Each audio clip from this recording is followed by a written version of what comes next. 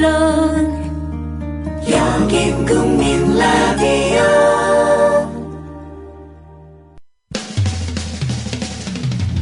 시대와 역사의 맥이 짚힌다. 조상훈의 뉴스바. 현장에서 전해드리는 실시간 정치권 뉴스. 네, 정치권 소식 국회 출입하는 김효진 PD 연결해서 들어보겠습니다. 김효진 PD 안녕하십니까? 네, 안녕하세요. 김효진입니다. 네, 새정치민주연합 이르면 오늘 비대위원장 선출하기로 했다죠? 네, 그렇습니다. 새정치연합은 오늘 그 국민공감혁신위원장 즉 이 비대위원장 자리에서 물러나기로 한 이 박영선 원내대표의 후임을 임명하기 위한 이 추천단 회의를 개최할 예정입니다. 계획에 따르면은 이날 중 이 박 원내대표의 후임 비대위원장이 가시화하거나 확정될 것으로 예상이 됩니다. 예.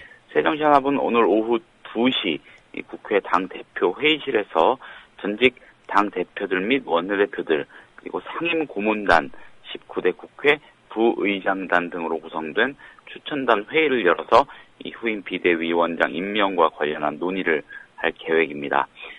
참석 대상은 이 전직 당 대표들이 포함된 상임고문단으로 이 권노갑, 김상현, 김원기, 김한길, 문재인, 문희상, 박상천, 송영호, 신기남 상임고문 등 21명하고 이석현 국회 부의장, 박병석 전 국회 부의장, 또 전직 원내대표 자격으로 원혜영, 박기춘, 박지원, 변병헌 의원 등 총 27명 정도가 또 참여를 합니다. 예. 물론 박영선 원내대표도 참석을 합니다.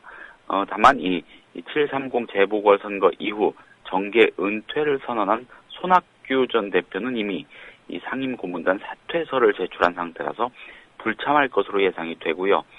안철수 전 공동대표 참석 여부도 주목을 받았는데 이 사전에 계획된 중요한 일정이 있어서 참석이 어려울 것이라고 합니다.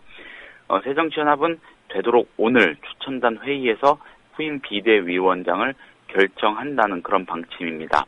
오늘 추천단 회의에서 후임 비대위원장이 정해지면 새정치연합은 의원총회를 열어서 의원들에게 이런 내용을 보고한다는 구상을 갖고 있습니다. 예, 가급적 오늘을 넘기지 않겠다는 얘기군요. 네. 예, 새로 뽑힐 비대위원장 그 역할 또 임무가 상당히 있을 것 같은데 어떤 역할을 맡게 됩니까? 네, 일단 후임 비대위원장은 이 차기 지도부를 선출할 내년 초에 열릴 예정인 전당대회 경선 룰을 결정하고요. 또 당 조직 정비를 위해서 지역위원장을 선정하는 등의 중차대한 역할을 담당합니다. 이로 인해서 이 20대 총선 공천 그리고 19대 대선 후보 경선을 겨냥한 각 개파 간 물밑 경쟁이 첨예하게 전개되고 있어서 이 비대위원장 임명까지는 적지 않은 진통을 겪을 것으로 예상이 되기도 합니다. 당장 비대위원장 추천 방식 등을 놓고 개파 간 줄다리기가 벌어질 것으로 전망이 되는데 일각에서는 중진들의 의견을 수렴해 다수결로 추천자를 결정하자는 의견이 나오는가 하면 이 콘클라베라고 하죠. 가톨릭 교황 선출 방식처럼 만장일치가 나올 때까지 의견을 모아야 한다는 주장도 나오고 있습니다. 그러다가 올해를 넘길 수도 있겠군요. 예, 그럴지도 모르겠습니다. 어제도 한 차례 간략하게 말씀을 드렸다시피 이 현재 후임 비대위원장으로는 이석현 국회 부의장, 박병석 전 국회 부의장 그리고 문희상, 원혜영, 유인태 의원 등이 거론되고 있습니다. 비교적 개파색이 옅은 인물들입니다. 예. 원외 인사로는 자신의 의사와 무관하게 김부겸 전 의원, 지금 영남에서 활동하고 있죠. 김부겸 전 의원도 거명이 됩니다. 일각에서 외부 인사 추천 가능성도 제기가 되긴 하지만은 이 당의 상황을 조기에 수습하기 위해서는 당내 인사가 적합하다는데 공감대가 형성이 되고 있어서 외부 인사 영입 가능성은 낮아 보입니다. 다만 제가 듣기로는 오늘 추천단 회의가 개최되면은 외부 인사 영입안까지 일종의 안건 형식으로 올라서 논의는 될 것 같다고 합니다. 예. 한 가지 궁금한 게 후임 비대위원장도 국민공감혁신위원장이라는 타이틀을 유지합니까? 그 명칭은 아마 이후 의총에서 결정이 될 겁니다. 예, 알겠습니다. 예. 어제 박영선 원내대표 탈당은 없다. 당무복귀 기자회견 가졌는데요. 네. 비슷한 시간에 안희정 충남지사가 국회 모습을 드러낸 일이 있었습니다. 네. 뭐 여러 주목할 만한 발언들이 있었을 것 같은데 네. 안희정 지사가 국회에 온 이유는 뭡니까? 안희정 지사 일단 지금 많은 언론이 차기 내지는 차차기 대권 잠룡으로 거론을 하고 있습니다. 지난 지방선거에서 충남도지사 재선에 성공하면서 이렇게 부상을 한 건데 물론 아직 지지율은 미미한 수준입니다만 의도가 어떠하든 이 일각에서는 안 지사를 문재인 의원의 잠정적 경쟁자로 규정하고 특히 일부 보수 언론은 안 지사를 이 친노 분열이나 이합 집산의 한 축으로 몰아세우기도 하죠. 이런 가운데 안희정 지사가 그것도 말씀하신 대로 박영선 위원장이 복귀 이 기자회견을 하는 바로 그 시점에 국회를 찾은 겁니다. 어제 오후 2시였습니다. 이 새정치연합에서 안희정계로 분류가 되는 이 원내대변인 박수현 의원 그리고 홍종학, 김민기, 오영식 의원 등이 공동 주최한 이 정부 지출 실시간 공개 효과 및 확대 방안이란 주제의 토론회 자리였습니다. 여기 사례 발표자로 나선 건데 예. 이 같은 시각 박영선 위원장의 기자회견이 치러지고 있었음을 감안하면은 굉장히 많은 취재 인력이 국회 도서관 앞에 진을 치기도 했습니다. 한 100m쯤 떨어져 있거든요, 본관하고.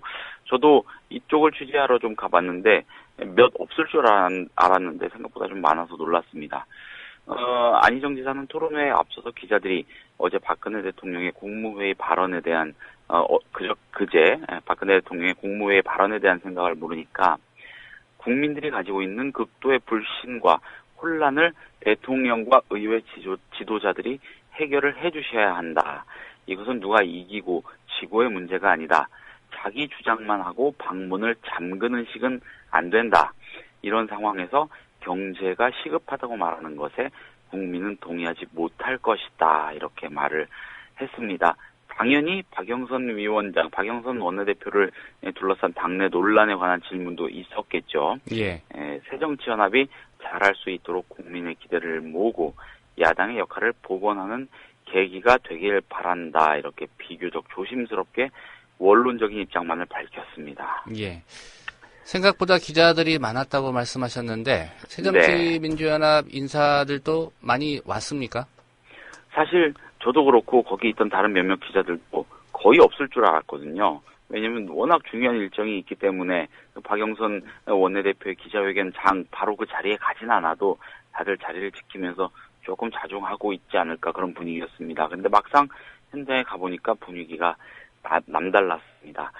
일단 문재인 의원의 경우에 거의 제일 먼저 행사장을 찾아서 자리를 지켰습니다. 또 정세균 의원, 원혜영 의원, 유인태 의원, 추미애 의원, 그리고 충남이 지역구인 이 양승조 최고위원, 또 장병완 전 민주당 정책위 의장, 김경엽 의원, 신기남 의원 등 생각보다 많은 사람들이 자리를 했습니다.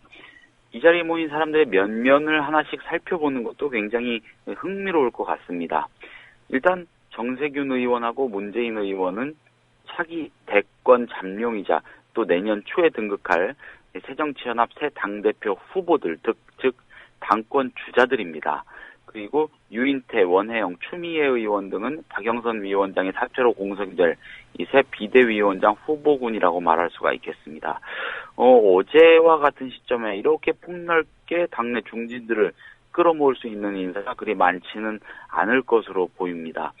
이 밖에 원내외 많은 인사들이 자리를 찾았고 이들 중 덜어는 이 안희정 지사의 싱크탱크로 불리는 더 좋은 민주주의 연구소에 직간접적으로 몸을 담고 있습니다.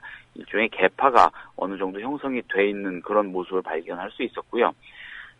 정세균 의원의 경우에는 친노라기보다는 범친노 정도로 개파 분류가 되는데 알고 보면은 2008년에 안 지사가 최고위원이 될 때 당대표였고 또 안 지사에게 충남지사 후보 공천장을 건넨 인물이기도 합니다.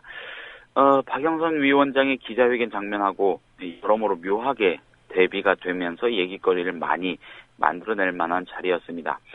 축사에 나선 이 중진들이 이 안희정 지사를 새정치연합의 희망이라거나 이대로 그냥 쭉 가시면 된다, 계속 가시라, 이런 식의 뼈 있는 덕담으로 추켜 세우니까 안희정 지사가 굉장히 당황스러워하기도 했습니다. 묘한 장면은 그러는 내내 문재인 의원이 옆에 자리를 지키고 있는 그런 모습이었습니다. 예, 이대로 그냥 쭉 가시라는 얘기는 계속 충남지사 하라는 얘기로도 해석이 돼 보입니다. 예, 그렇게도 볼 수 있겠습니다. 예. 새누리당 움직임도 좀 살펴보겠습니다. 네. 일단은 뭐 단독 상임위 본격 네. 가동하겠다 이런 방침이죠. 네, 그렇습니다. 그 정의화 국회의장이 26일 본회의 개최 등을 내용으로 하는 이 정기국회 의사 일정을 직권으로 결정한 가운데 직권 결정이라는 신조어가 만들어지지 않았습니까? 아무튼 직권으로 결정을 한 가운데 새누리당은 오늘 국회 상임위원회별 당정 협의 등 이 여당 단독으로 가능한 상임위 활동을 본격화합니다. 이완구 원내대표는 어제 국회에서 여당 소속 상임위원장 및 간사단 연석회의를 열고요. 새누리당은 가능한 수단을 총동원해 독자적인 상임위 활동에 착수한다는 방침을 정했습니다. 혼자 가겠다는 건데 이에 따라서 이 김무성 대표를 비롯한 새누리당 소속 농림축산식품해양수산위원회 위원들 이날 오전 국회 의원회관에서 이동필 농림축산식품부 장관 등이 참석한 가운데 당정 간담회를 열기도 했습니다. 약간의 소동이 좀 있었는데 제가 구체적으로 취재를 좀 하지 못해서 언급하는 거는 조금 바람직하지 않을 것 같습니다. 아무튼 그런 상황이 있었고 이날 간담회에서는 이 쌀 관세화와 자유무역협정 또 FTA 등 농림부 현안을 논의하는 것을 비롯해 내년도 예산안 등이 협의가 됐습니다. 예. 새누리당 소속 산업통상자원위원회 위원들은 비슷한 시간에 국회에서 윤상직 산업통상자원부 장관이 참석한 가운데 당정 협의를 가졌습니다. 쌀 관세화, 또 한 호주 및 한 캐나다 FTA 등 관련 현안을 공유했습니다. 이와 함께 이 새누리당 소속 안전행정위원들은 오늘 오후 청와대에서 당정청 회의를 갖고요. 공무원연금, 지금 아주 문제가 되고 있는 공무원연금 개혁안, 그리고 정부조직법 개정안, 지방세 개편안 등에 관한 논의를 진행할 예정입니다. 예. 제가 이렇게 왔다 갔다 하면서 뭐 몇몇 의원들 얘기를 나누거나 전화통화를 해보면은 새누리당이 여권이 이렇게 여러 가지 정책들을 급하게 추진하는 것이 단순히 뭐 단독으로 국회를 정상화, 의사일정 정상화해서 전국의 주도권을 잡겠다는 측면도 있지만은 이 선거가 앞으로 당분간 없지 않습니까? 예. 이 시국을 틈타고 여러 세력의 반발이 예상되는 갖가지 정책들을 빨리 밀어붙여야 한다는 그런 조급한 심정의 배경에 깔려 있는 것 같다는 얘기들도 합니다. 그런 예. 점도 염두에 두고 바라보시면 좋을 것 같고 어쨌든 뭐 새누리당이 이렇게 하고 있지만 새정치연합이 상임위원장을 맡고 있는 상임위의 경우 새정치연합의 협조 없이는 법안 심사는 물론 회의 소집 등 상임위의 정상 가동 자체가 불가능하기 때문에 새누리당만의 반쪽 상임위, 압박용, 선전용 상임위 활동에 그칠 공산이 크고요. 예. 그리고 큰 틀에 있어서도 새정치연합의 협조 없이는 사실상 국회 정상 운영이 불가능해서 세월호 특별법 문제가 해결되지 않는 한 정기국회 의사 일정이 합의되고 이에 따라 국회가 제대로 돌아가기는 어려울 것으로 보입니다. 예.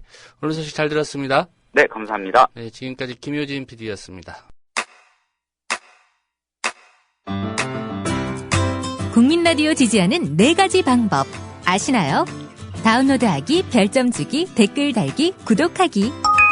국민 라디오를 보다 많은 이들에게 전할 수 있는 가장 손쉬운 방법. 다운로드하기, 별점 주기, 댓글 달기, 구독하기.